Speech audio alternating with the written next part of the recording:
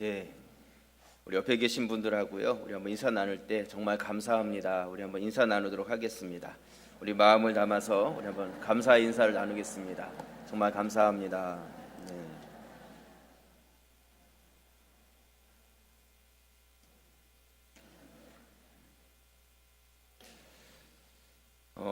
여러분, 우리 몸이 자라고 커질 때에 성장통이라는 것을 겪게 됩니다. 몸이 너무 빨리 자라다 보니까 뼈가 이렇게 커지는 만큼 근육이 따라가지 못할 때 거기서 오는 아픔이 있는 것이죠. 그런 아픔을 통해서 성장이 일어나는 것을 보게 됩니다. 우리의 마음과 생각도 마찬가지입니다. 우리의 마음과 생각이 자라가기 위해서는 분명히 무엇인가 아픔이 그 뒤에 따라온다는 것이죠. 그래서 우리 자녀들을 보면 사춘기 시절 때에 방황하기도 하고, 또한 말이 적어지고 생각이 많아지고, 또 여러 가지 생각지 않은 말과 행동들을 하는 걸 볼 때에 이 아이가 지금 마음과 생각이 자라가고 있구나, 그 마음속에서 아파하면서 성숙되어 간다는 것을 볼 수가 있습니다. 여러분, 이처럼 성장에는 항상 아픔이 있습니다. 이 아픔을 통해서 성장이 일어나게 되는 것이죠. 당나귀 한 마리가 있었습니다. 당나귀 한 마리가 실수로 깊은 우물에 빠졌습니다. 당나귀는 그 우물에 갇혀서 자기를 꺼내달라고 부르짖기 시작했습니다.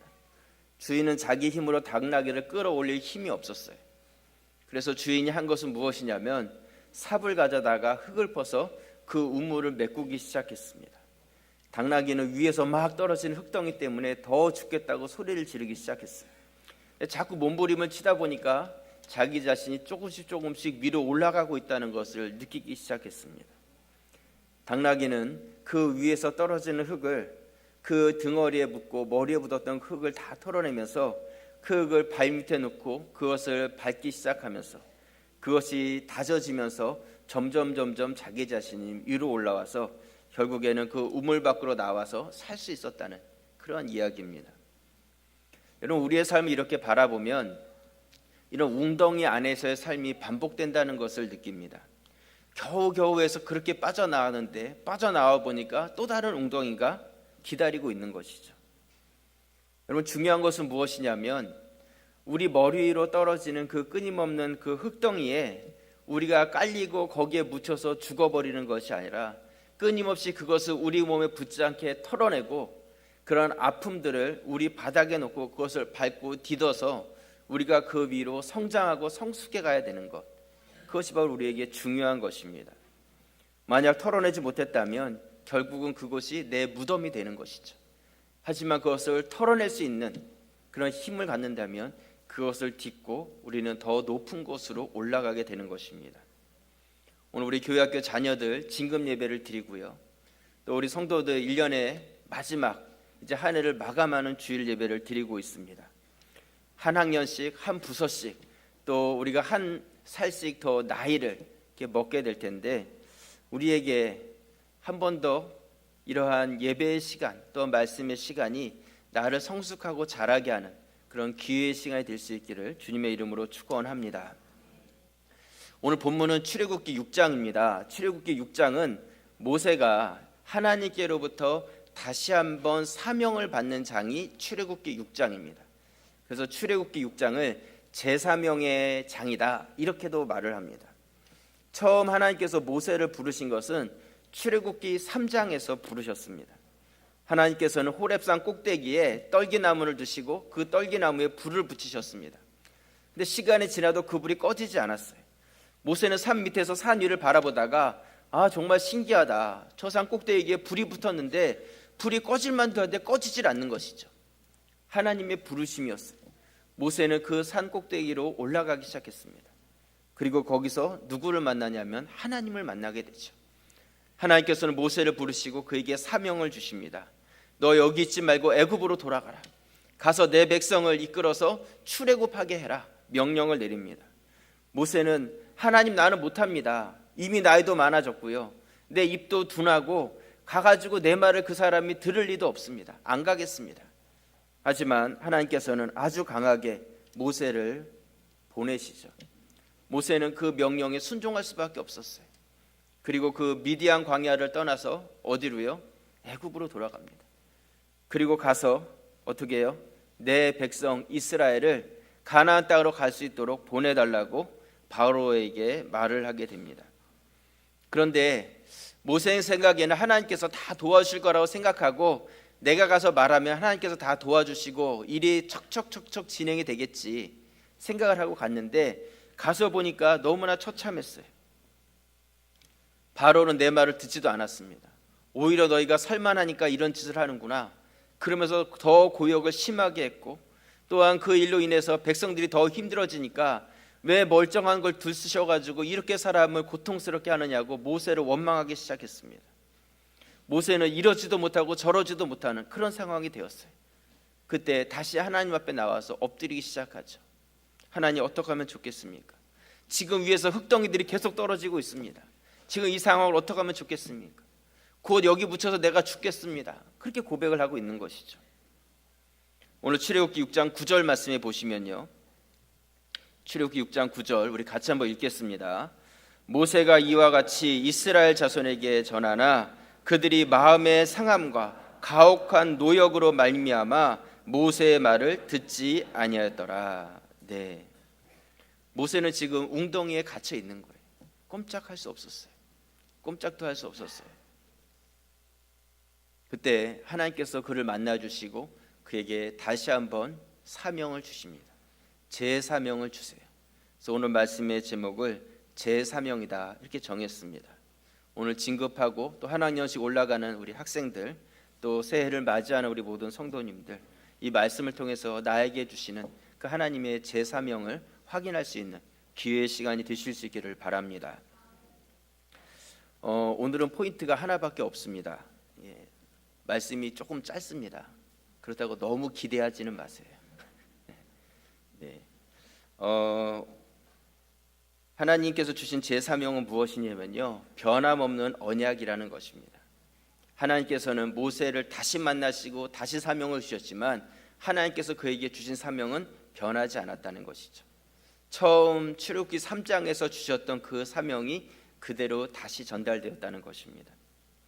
오늘 출애굽기 6장 4절 말씀에 보시면요, 가나안 땅 곧 그들이 거류하는 땅을 그들에게 주기로 그들과 언약하였더니, 하나님의 말씀입니다. 5절 우리 같이 읽겠습니다.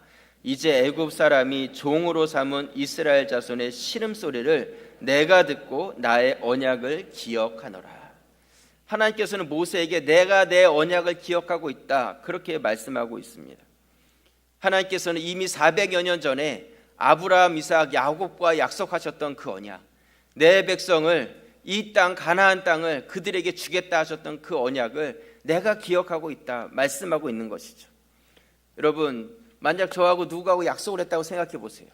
근데 그 약속했던 그 대상자가 죽어버렸어요. 그러면 그 약속이 성립이 됩니까? 서로 약속했는데 약속을 지켜야 될 그 대상자가 죽어버렸어요. 그러면 약속이 성립이 안 되는 거잖아요. 그런데 하나님께서는 아브라함, 이삭, 야곱과 했던 약속인데 그들은 다 죽었고 이제 400년이나 지나고 자손들이 지금 애굽 땅에 있는 것이죠. 이제 약속한 대상자들이 다 죽었기 때문에 약속이 유효하지 않을 수도 있는데 하나님께서는 그렇지 않았다는 것이죠. 하나님께서는 가장 뛰어나신 분이시기 때문에 자기 이름을 두고 맹세하시는 분이시고, 하나님께서 행하시는 언약은 우리 인간과의 언약이라기보다는 하나님 자신과의 언약이 되었다는 것이죠. 그렇기 때문에 하나님은 시간이 지났고 언약의 대상자도 죽었고, 하지만 하나님께서는 그들에게 주고자 하셨던 그 땅의 언약에 대해서만큼은 신실하게 그대로 지켜가고 계십니다. 여러분, 이것이 바로 하나님의 언약이라는 것입니다. 하나님의 언약은 변함없는 언약이라는 것이죠. 제가 신학교 입학했을 때가 1988년도였습니다. 88학번이에요. 그래서 당시에는 88 올림픽 공식 지정 학번이다 이래가지고 나름대로 자부심을 가진 학번이 88학번이었습니다. 근데 그렇게 따져보면요, 제가 신학교를 입학하고 지금까지 시간이 27년이 지났습니다. 만 27년이 지났어요. 그래서 27년 동안 이렇게 보니까 제가 다녔던 신학교와 공부했던 학교만 5개 학교를 다녔더라고요. 그리고 제가 사역하면서 부교육자로 또 담임 목회로 했던 교회가 6개 교회를 거쳤어요. 26년 동안 많은 사람을 만났고 많이 가르치기도 했고, 또한 때로 너무 힘들어서 운 적도 있었고요, 또 너무 억울한 적도 있었고, 화가 나가지고 폭발했던 그런 적도 있었습니다. 제 인생 가운데 수많은 구덩이들이 있었다는 것이죠. 그 구덩이에 들어갔다가 그 흙덩이들을 다 견디고 그것을 밟고 그 밖으로 나왔던 적이 많이 있었습니다. 그리고 때때로 지금도 저는 여전히 그 구덩이 안에 들어있다는 그런 생각을 들 때가 있어요. 힘들다는 것보다는 현실적인 상황이 그렇다는 것이죠. 현실의 상황은 늘 그렇게 변화되어 갔다는 것입니다. 그럼에도 불구하고 계속해서 주님께서 맡겨주신 이 길을 걸어갈 수 있는 것은 저에게 주신 변함없는 사명이 있기 때문이에요. 사명이 있기 때문에 상황과 환경은 변해간다 할지라도 하나님의 언약이 동일하고 사명이 동일하니까 그 가운데서 전진해 갈 수 있는 것이죠. 여러분, 모세도 상황이 좋지 않았어요. 좋을 때도 있었고 안 좋을 때도 있었어요. 하지만 모세는 그 사명을 바라보기 시작했을 때 그 다음부터는 흔들리지 않았다는 것입니다. 저는 군대에 있을 때 하나님이 저를 부르셨다는 확신을 가졌어요. 마가복음 4장을 묵상하면서 풍랑이는 바다 위에서 예수님께서 자다가 벌떡 일어나셔가지고 바람과 바다를 꾸짖으시니까 모든 것들이 다 잔잔해졌어요. 제자들이 깜짝 놀랐어요. 뭐라고 고백하냐면, 도대체 저가 뉘기에 이 바람과 바다라도 순종하는가? 저는 그 말씀을 묵상하는 순간에 제자들이 예수님이 누구신지만 정확히 알았다면 그 풍랑이는 그 배 위에서 예수님이 함께 배를 타고 있는데 두려워하지 않았을 텐데, 예수님이 누구지만 분명히 알았다면 제자들이 그렇게 호들갑 떨지 않아도 되었을 텐데, 지금 이 땅을 살아가는 수많은 영혼들이 예수님이 누군지를 몰라가지고 고통받고 있고, 예수님이 누군지 몰라가지고 곧 죽을 사람처럼 그렇게 힘들어하고 있다는 것을 깨닫는 순간에 내가 해야 될 것이 이것이구나. 예수님을 알지 못하고 예수님을 정확히 깨닫지 못하는 자에게 이 땅 가운데 길이요 진리요 생명 대신 예수 그리스도, 그분에 대해서 내가 전하는 자가 되어야 되겠구나. 그런 마음의 확신을 가졌어요. 제가 받은 사명이에요. 신학교의 친구들 중에는 선교사로 헌신한 친구들이 많이 있었습니다. 선교단체나 이런 데 가서 훈련받는 친구들도 있었어요. 또 어떤 전문적인 사역들을 꿈꾸는 그런 친구들도 있었습니다. 저는 신학교 다닐 때부터 그냥 오로지 생각한 게 목회였어요. 나는 목회자가 되어야 되겠다. 하나님께서 교회를 맡기시면 그 교회에서 예수 그리스도가 누군지 전하는 자가 되어야 되겠다. 이게 저희가 가지고 있었던 사명이었다는 것이죠. 그냥 복음 앞에 있었다는 것입니다. 그렇기 때문에 상황과 환경이 또 사람들의 말이 어떻게 주위의 것들이 바뀐다 할지라도 꿋꿋하게 그 길을 걸어가고 있어요. 오늘 제가 제 이야기를 하고 있는 것은 우리 진급하는 자녀들이 있기 때문에 제 이야기를 좀 들려주고 싶은 거예요. 부르심을 받았다는 것, 나에게 사명을 주셨다는 것, 이것이 우리의 인생과 우리의 삶 가운데 얼마나 중요한 것인지 모릅니다. 내가 어디로 가야 되고 목적이 있을 때에는 내가 지금 무엇을 해야 될지를 알게 되는데, 목적 자체가 없으면 내가 뭘 해야 될지도 모른다는 것이죠. 여러분, 부르심이 있을 때 그 부르심에 합당하게 행할 수가 있는 거예요. 에베소서 4장 1절 말씀에 보시면요, 우리 같이 한번 읽어보도록 하겠습니다. 에베소서 4장 1절. 그러므로 주 안에서 갇힌 내가 너희를 권하노니 너희가 부르심을 받은 일에 합당하게 행하여. 바울은 하나님 우리를 부르셨는데 그 부르심에 합당하게 행하라고 말씀하고 있어요. 그러니까 우리가 어떻게 행할지를 부르심을 알게 될 때 그것을 우리가 깨닫게 된다는 것이죠. 그것이 은혜고 그것이 믿는 자와 믿지 않는 사람의 삶의 질적인 차이가 되는 것입니다. 그리고 그 차이가 인생의 놀라운 결과를 다르게 만든다는 것이죠. 또 바울은 할례 받거나 할례 받지 않거나 그것이 중요한 것이 아니다. 중요한 것은 무엇이냐면 너희를 부르신 그 부르심이 각각하게 다른데 그 부르심의 그 다름 안에서 자유롭게 너의 삶을 살아가는 것이 중요하다. 그렇게 말씀하고 있어요. 고린도전서 7장 18절 말씀해 보시면요, 할례자로서 부르심을 받은 자가 있느냐 무할례자가 되지 말며 무할례자로서 부르심을 받은 자가 있느냐 할례를 받지 말라.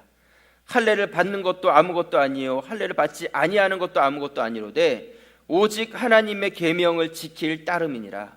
각 사람은 부르심을 받은 그 부르심 그대로 지내라. 내가 종으로 있을 때 부르심을 받았느냐 염려하지 말라. 그러나 내가 자유롭게 될 수 있거든 그것을 이용하라. 22절 우리 같이 읽겠습니다. 주 안에서 부르심을 받은 자는 종이라도 주께 속한 자유인이요 또 그와 같이 자유인으로 있을 때 부르심을 받은 자는 그리스도의 종이니라. 아멘. 여러분, 이 부르심이라는 게 그렇게 중요하다는 것이죠. 이 부르심이 무엇이냐면 바로 우리에게 주신 사명이라는 것입니다. 사명. 이 사명을 우리가 분명하게 아는 것이 중요하다는 것이죠. 요셉은 형들에게 팔려서 노예가 되고 억울하게 누명을 받고 옥에 갇히는 죄수가 되었지만 그가 종이 되든지 아니면 옥에 갇힌 죄수가 되든지 그 안에는 자유함이 있었어요. 있는 그 자리에서 인정함을 받는 자가 되었습니다. 여러분들의 앞으로의 상황과 환경이 어떻게 바뀌느냐가 중요한 것이 아니라 여러분들에게 주어진 사명이 있고 그 사명 안에서 부르심을 받은 대로 행할 때에 그 안에서의 자유함을 누릴 수가 있는 것입니다. 오늘 진금 예배입니다. 우리 자녀들에게 마지막으로 하고 싶은 말씀은 쉽게 포기하지 말라는 것입니다. 쉽게 포기하지 마세요. 모세가 어려웠을 때 포기하고 싶었습니다. 하나님, 거 보십시오. 제가 안 온다고 하지 않았습니까? 저 말고 보낼 만한 자를 보내달라고 하지 않았습니까? 바로는 지금 바늘 끝 하나 들어가지 않고 이 백성 보낼 생각이 전혀 없고요. 또 나랑 마음을 함께 모아서 같이 출애굽해야 될 이스라엘 백성들도 나한테 불만과 원망이 가득합니다. 이거 나 혼자서 열낸다고 될 일이 아닙니다. 하나님께서 그럴 때 과연 그렇구나, 내가 잘못했다, 미안하다, 그럼 이렇게 한번 해보자, 어떤 다른 대안책을 주신 것이 아니었어요. 오늘 이 제3명의 말씀은요, 모세에게 처음 주셨던 그 말씀을 하나님께서는 똑같이 반복하고 계십니다. 오늘 출애굽기 6장 10절 말씀에 보시면 여호와께서 모세에게 말씀하여 이르시되 들어가서 애굽 왕 바로에게 말하여 이스라엘 자손을 그 땅에서 내보내게 하라. 모세가 여호와 앞에 아뢰어 이르되 이스라엘 자손도 내 말을 듣지 아니하였거든 바로가 어찌 들으리이까? 나는 입이 둔한 자니이다.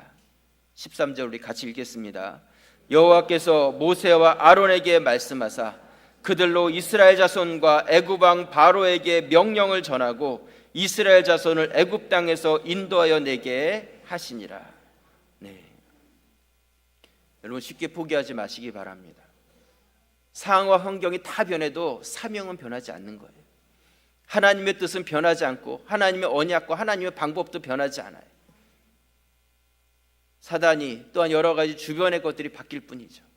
그렇기 때문에 우리는 마치 나침판을 들고 있는 자처럼 어디로 가든지 우리는 내가 가야 될 방향을 알고 있는 자들이 되는 것입니다. 그것을 포기하지 마세요. 우리 자녀들 이제 한 학년씩 올라가면 좋은 일도 많이 있겠지만 어려운 일도 있을 거예요. 올라가면 생각지 않은 만남도 있을 것이고 그 만남 가운데서 어려움도 있을 거예요. 생각지 않은 일들도 만날 것이고 또한 여러 가지 말들도 듣게 될 것입니다. 부탁을 드리고 싶은 것은 여러분들에게 주어진 이 사명, 하나님께서 여러분들을 향해서 가지고 계신 하나님의 뜻, 그것을 여러분들이 놓치지 마시기 바랍니다. 포기하지 마시고 붙잡고 가세요. 세상이 어떻게 변한다 할지라도 나는 그 주님을 붙잡고 가는 그런 분들이 되시기를 바랍니다.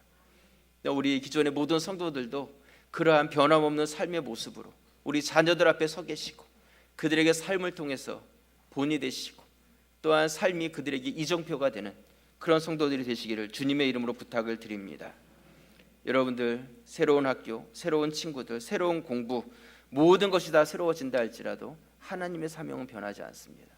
나를 향한 그 하나님의 뜻 안에서 성실하게 주님 앞에서 살아가실 수 있는 모든 분들 되시기를 주님의 이름으로 축원합니다. 기도드리겠습니다.